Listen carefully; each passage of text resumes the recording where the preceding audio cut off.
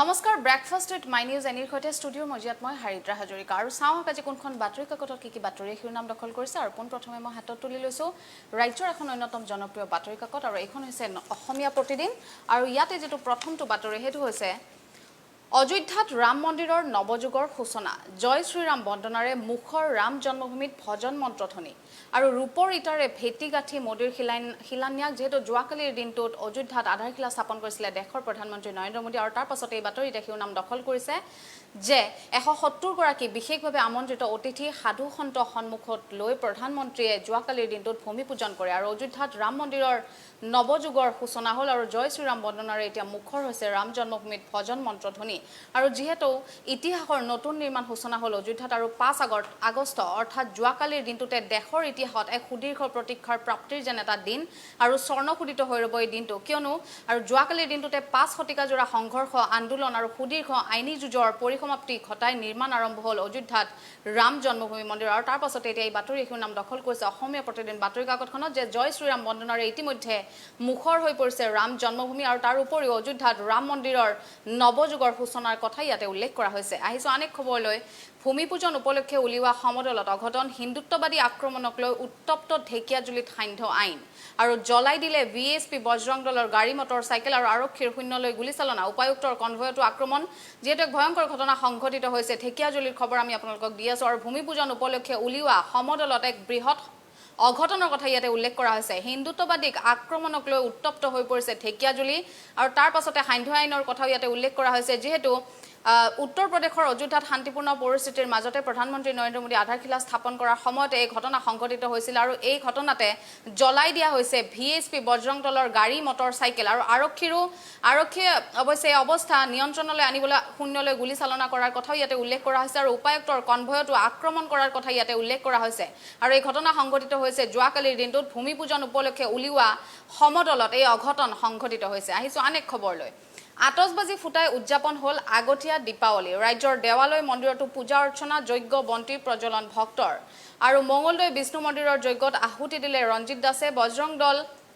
হিন্দু মহাসভা বিশ্ব হিন্দু পৰিষদৰ ব্যাপক আয়োজন যেহেতু যোৱাকালিৰ দিনটোত এক বৃহৎ প্ৰতীক্ষাৰ যেহেতু অন্ত পৰিছিল যেহেতু যোৱাকালিৰ দিনটোতে অযোধ্যাত ৰাম মন্দিৰৰ ভূমি পূজন যেহেতু সম্পন্ন হৈ গৈছিল আৰু দেশৰ প্ৰধানমন্ত্ৰী গৰাকীয়ে যেহেতু এই ভূমি পূজনৰ যেহেতু অংশ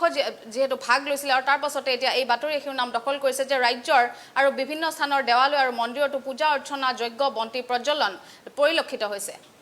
আৰু আহিছো অনেক খবৰলৈ ভিডিঅ' কনফাৰেন্সিং যোগে ভূমি পূজন চাই আবেগিক হৈ পৰে আদবানী আৰু অযোধ্যাত যেহেতু ৰাম মন্দিৰৰ নিৰ্মাণত যিসকলৰ একক অৱদান সকলোৱে একমুখে স্বীকাৰ কৰে তেওঁ হ'ল বিজেপিৰ পিতামহ তথা দেশৰ প্ৰাক্তন উপ প্ৰধানমন্ত্ৰী লালকৃষ্ণ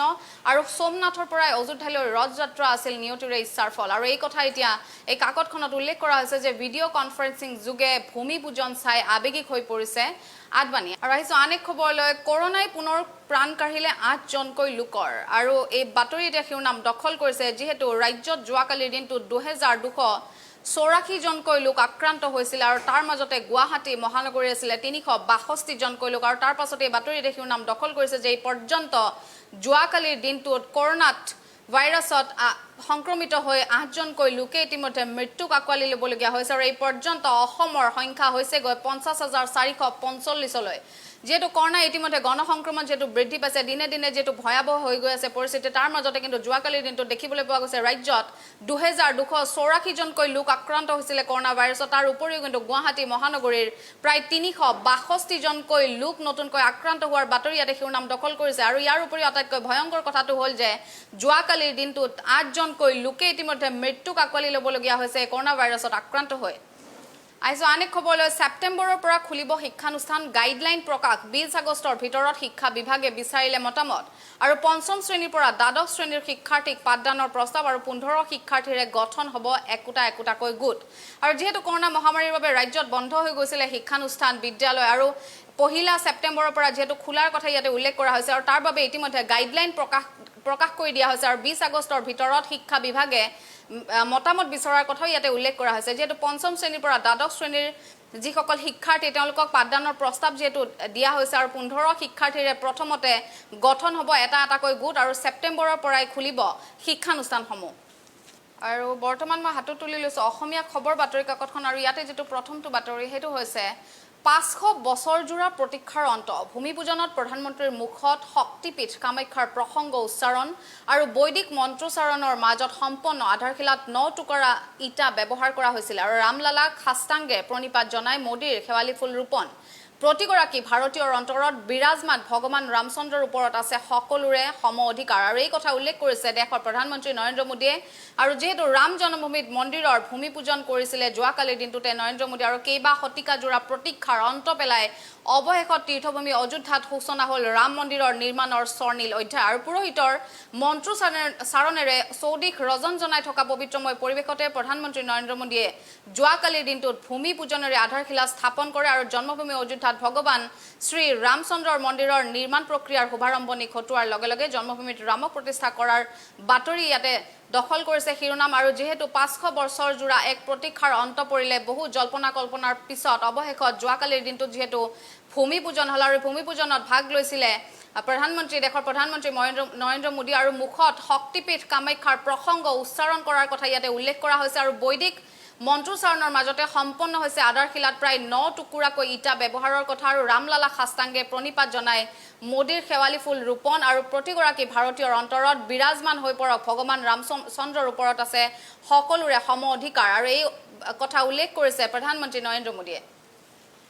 আৰু আহিছো আন এক খবৰলৈ হিন্দুত্ববাদী সংগঠনৰ ওপৰত আক্ৰমণ ধৰ্মীয় সংখ্যালঘুৰ কেইবাখনো বাহন ভস্মীভূত হোৱাৰ কথা ইয়াতে উল্লেখ কৰা হৈছে যেহেতু ফটকা ফুটাই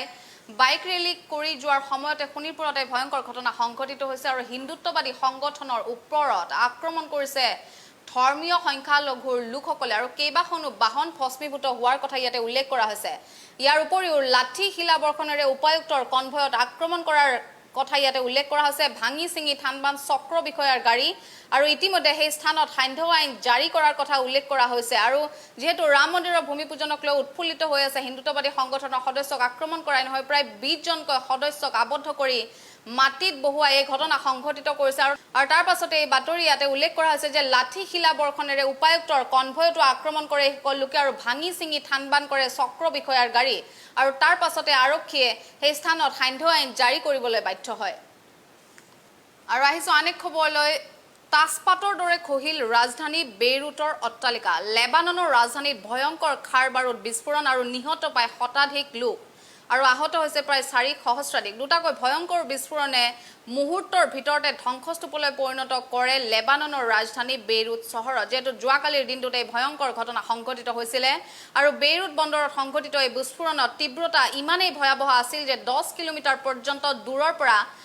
ঘৰবাৰী আদি মুহূৰ্তটো ভাঙি পেলাইছিল আৰু কেইবামহলীয়া অট্টালিকা তাছপাতৰ দৰে খহি পৰে আৰু কেৱল ইমানেই নহয় বেইৰুটৰ পৰা 240 কিলোমিটাৰ পশ্চিমে থকা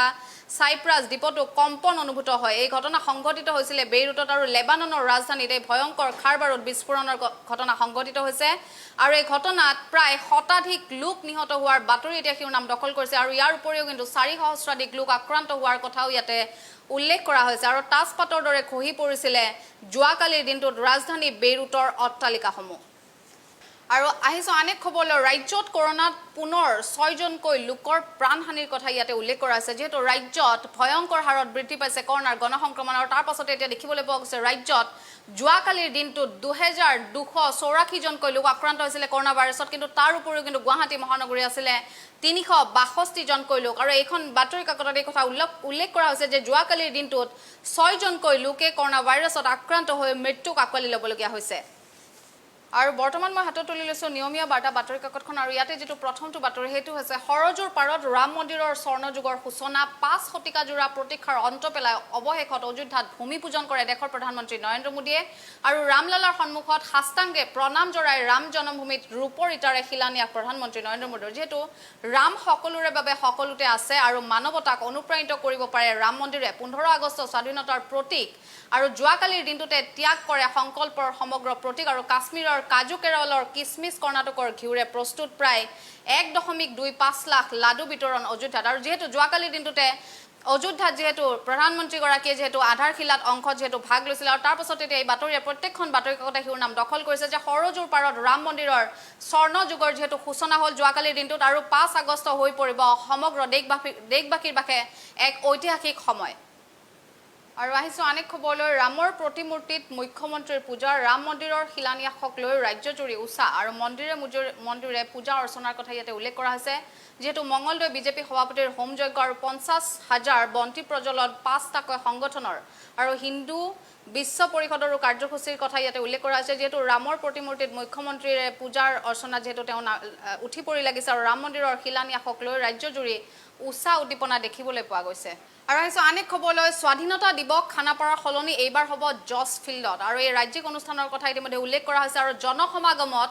নিষেধাজ্ঞা জাৰি কৰা হৈছে আৰু প্ৰশাসনে এই গুৰুত্বপূৰ্ণ কথা উল্লেখ কৰিছে যে খানাপাৰাৰ সলনি কিন্তু এইবাৰ জজ ফিল্ডত হ'ব ৰাজ্যিক অনুষ্ঠান যেহেতু স্বাধীনতা দিৱস সমাগত আৰু যেহেতু জনসমাগম যেহেতু হ'ব নোৱাৰে কোনো স্থানতে আৰু তাৰ পাছতে এই কথা ইয়াতে উল্লেখ কৰা হৈছে যে স্বাধীনতা দিৱস খানাপাৰাৰ সলনি এইবাৰ জজ ফিল্ডত অনুষ্ঠিত হ'ব আৰু তাৰ উপৰিও কিন্তু জনসমাগমত এক নিষেধাজ্ঞা জাৰি কৰা হৈছে আৰু তাৰ উপৰিও প্ৰশাসনক কটকটীয়া নিৰাপত্তাৰ বিষয়ে উল্লেখ কৰিছে ৰাজ্য চৰকাৰে আৰু বৰ্তমান মই হাতত তুলি লৈছো আমাৰ অসম বাতৰি কাকতখন আৰু ইয়াতে যেটো প্ৰথমটো বাতৰি হেতু হৈছে ৰাম মন্দিৰৰ শিলান্যাস ৰাম ৰাজ্যলৈ কিমান দূৰ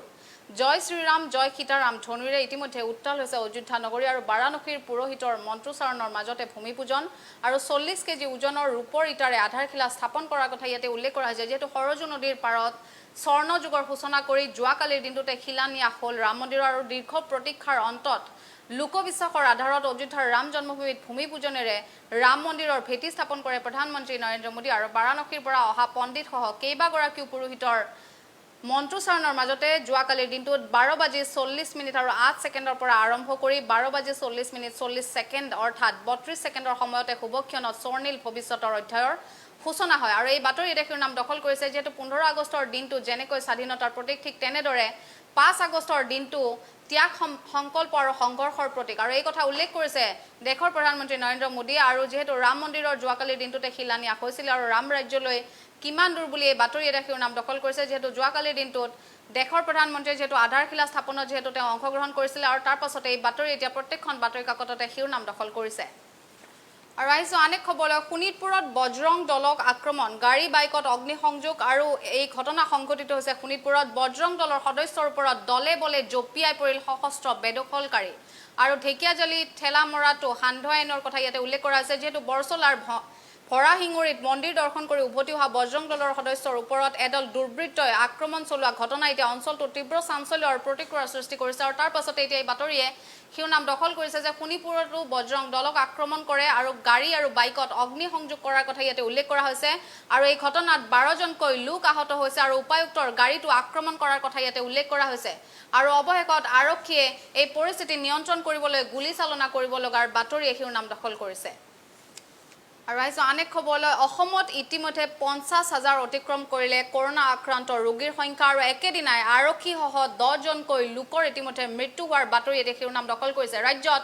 কৰোনাৰ সংক্ৰমণে যেটো ভয়ংকৰ ৰূপ ধাৰণ কৰিছে আৰু তাৰ পাছতে নাগৰিকৰ স্বাব পৰীক্ষাৰ হাৰ বৃদ্ধি কৰাৰ লগে লগে দ্ৰুতগতিত কিন্তু বৃদ্ধি পাইছে কোভিড আক্ৰান্তৰ সংখ্যা আৰু যেহেতু যোৱাকালি মহানগৰীতে 362জনকৈ লোক আক্ৰান্ত হৈছিল ইয়াৰ উপৰিও কিন্তু 50,000 অতিক্ৰম কৰিছে অসমত এই পৰ্যন্ত কৰোনা ৰোগীৰ আক্ৰান্তৰ সংখ্যা আৰু ইয়াৰ পাছতে এই বাতৰিয়ে শিৰোনাম দখল কৰিছে যে একেদিনাই আৰক্ষীসহ যোৱাকালিৰ দিনটোত অৰ্থাৎ 10জনকৈ লোকে ইতিমধ্যে মৃত্যুক আঁকোৱালি ল'বলগীয়া হৈছে আৰু এই পৰ্যন্ত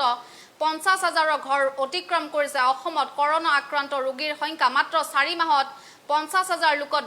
দেহত কোভিড পজিটিভ ধৰা পৰাত এতিয়া চিন্তিত হৈ পৰিছে চিকিৎসকসকল কিয়নো প্ৰথম অৱস্থাত কেৱল গুৱাহাটী মহানগৰীত কোভিডৰ গণসংক্ৰমণ দেখিবলৈ পোৱা গৈছিল যদিও কিন্তু ৰাজ্যত এতিয়া ভয়ংকৰ হাৰত বৃদ্ধি পাইছে কৰোনাৰ গণসংক্ৰমণ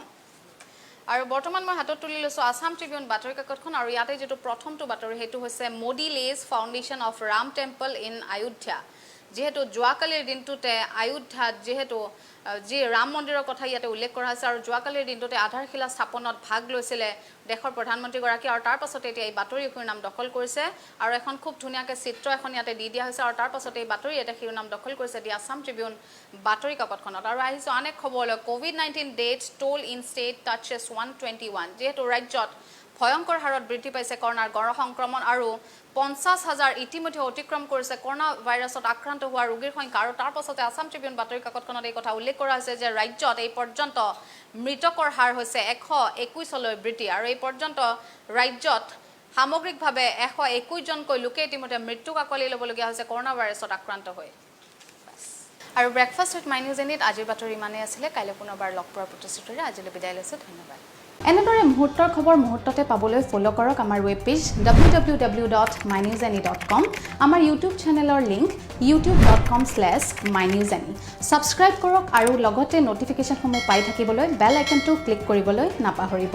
ফেচবুক পেজৰ আমাৰ লিংক facebook.com/mynewsany আমাক ফ'ল' কৰক টুইটাৰতো twitter.com/mynewsany ইনষ্টাগ্ৰামতো আমাৰ আইডি হৈছে instagram.com/mynewsany সকলোতে ফ'ল' কৰক আপোনালোকৰ প্ৰিয় web channel my news any local vocal and global